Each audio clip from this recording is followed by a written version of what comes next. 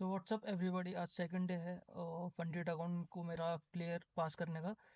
And मैंने सुबह morning में ट्रेड बनाई थी गोल्ड में, ठीक है। तो मेरी ट्रेड जो प्लेस हुई थी वो इधर हुई थी, ये जो ब्लू कलर का तुमको एक छोटा सा एरो का निशान दिख रहा है, आइकन दिख रहा है।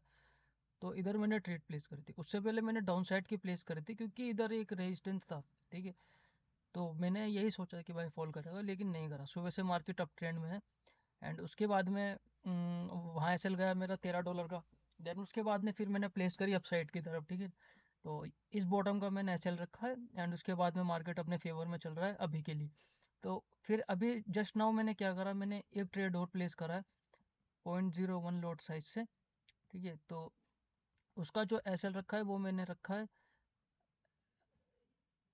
दिस लेवल, यानी कि आपका 4370, ठीक है। 4370 का एसएल है। और टारगेट वो ये है, 4400 का टारगेट है। तो देखते हैं, आई थिंक कर देगा इस बार ये, ठीक है ना। कल की दिखाता हूँ मैं तुमको भाई, बिटकॉइन के ट्रेड्स मेरे, ठीक है। तो बिटकॉइन का चार्ट ओपन करता हूँ पहले। तो सो तो भाई ये बिटकॉइन का मेरा चार्ट था, ठीक है। तो इधर मैंने ट्रेड प्लेस करी, इधर तुम्हारा 0.05 लॉट साइज है, ठीक है ना। इधर बाई साइड की तरफ एसएल रखा मैंने। छोटा सा एसएल था मेरा, 100-200 पॉइंट का, ठीक है।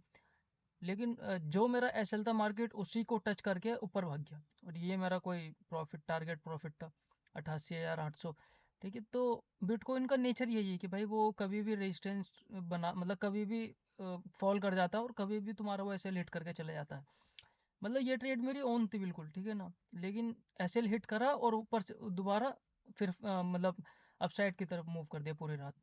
तो अच्छा खासा यहाँ पे प्रॉफिट हो सकता था, लेकिन बिटकॉइन जल्दी से किसी को देता नहीं है, ठीक है। क्योंकि उसका नेचर यही है भाई कि वो तुमको लगेगा कि भाई अब बस उड़ने वाला है, लेकिन वो उड़ता नहीं है। वो थोड़ा सा और टाइम लेता है, देन उसके बाद में वो मूवमेंट करता है, ठीक है। लेकिन गोल्ड में ऐसे नहीं है, गोल्ड अपने फेवर में चल रहा है आज। और अपसाइड है भाई टोटली। अगर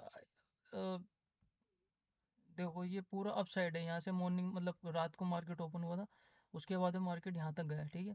और मार्केट अपसाइड है। अगर तुम कभी भी तुम देखो ना कि अपसाइड की तरफ मार्केट में ट्रेंड है, तो दो चीजें ढूंढना। एक तो तुम रिटेस्ट देखना कि मार्केट कहाँ कहाँ से बार बार रिटेस्ट लेके एक लेवल पे स्टक हो चुका है, ठीक है ना। मतलब जैसे सपोज करो यहाँ तो पूरा प्रॉपर मार्केट अपसाइड जा रहा है, बिल्कुल भी रुक नहीं रहा है, ठीक है ना। तो यहाँ पर तुम अपना कोई भी एसएल दे सकते हो $10 का या $15 का 0.01 लॉट से, ठीक है। तो ऐसी मार्केट में मतलब ट्रेड तुम आराम से ले सकते हो, मतलब ट्रेंड के साथ चलो। $10-15 का एसएल ले लो और भूल जाओ मार्केट को। जब तुम्हारे फेवर में मार्केट जाता है, ट्रेड जाता है, तो उसको ट्रेल कर दो, ब्रेक इवन कर दो एसएल को, और डाल कर भूल जाओ, ठीक है। तो उसके बाद में फिर जो होगा मार्केट वो तुमको देगा। अगर प्रॉफिट होगा तो तुमको टाइम के हिसाब से पता लग जाएगा, तुमको जल्दी नहीं करनी है, ठीक है। यहाँ पर जो मैंने ट्रेड प्लेस करा है दूसरा वाला, वो इसलिए करा है क्योंकि भाई मार्केट टोटली बुलिश है। और छोटा सा एसएल है मेरा, $10 का एसएल है। और वैसे भी मैंने ये ट्रेड इसलिए प्लेस करा है क्योंकि मेरा जो प्रीवियस ट्रेड था वो मेरे फेवर में जा रहा, तो इसलिए मैंने रिस्क ले लिया। क्योंकि मेरे को मतलब ज़्यादा लॉस नहीं होगा, मतलब मैं प्रॉफिट में रहूँगा अभी, ठीक है। तो इस वजह से मैंने ट्रेड प्लेस करा है। देखते हैं अब, लेट्स सी क्या होता है, ठीक है।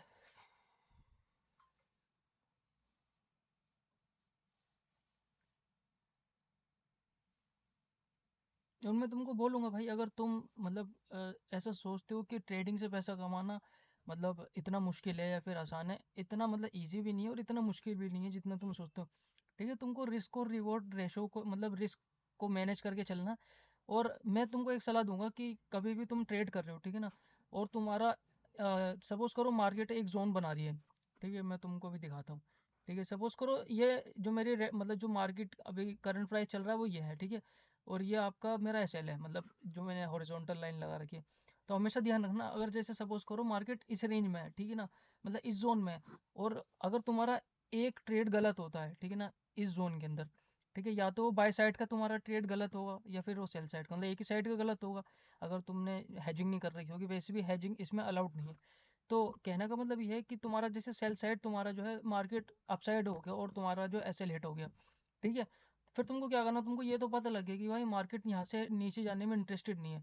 तो तुम अपसाइड के ट्रेड करोगे, ठीक है ना। अच्छा सा एसएल रख के छोटा सा, और अपसाइड की तरफ ट्रेड ले लो।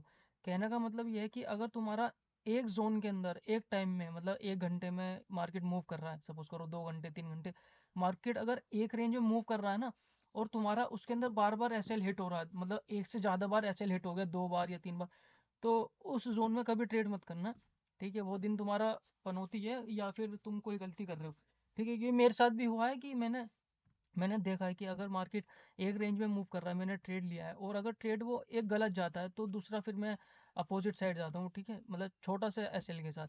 लेकिन अगर मैं 2 3 ट्रेड लगातार गलत कर देता हूँ, तो फिर उसके बाद में मैं उस जोन में कभी ट्रेड नहीं करता भाई।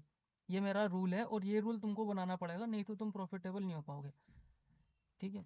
तो मैं ब्रेक इवन पे तक तो पहुंच गया, ठीक है, लेकिन थोड़ा सा प्रॉफिटेबल होने के लिए थोड़ा सा कैलकुलेशन, छोटे प्रॉफिट्स को मेरे को मतलब क्लोज करना पड़ेगा, ट्रेडिंग ट्रेड्स को। तो बड़ा टारगेट रख रहा था मैं लास्ट, मतलब 2 3 दिन से मैं 150 150 का टारगेट, 200 200 का टारगेट खुद ही सोच रहा था कि भाई जो मतलब टारगेट वो मेरा हिट हो जाएगा, लेकिन चीज़ ऐसी चलती नहीं है। छोटे छोटे टारगेट तुमको बुक करने पड़ते हैं प्रॉफिट, और उसके बाद में ब्रेक इवन करके ट्रेड को छोड़ दो, और जो होगा मार्केट देख लेगी खुद। अगर तुमको प्रॉफिट होना होगा तो हो जाएगा, और लॉस होना होगा, ऐसे हिट होना होगा $10 15 का, हो जाएगा।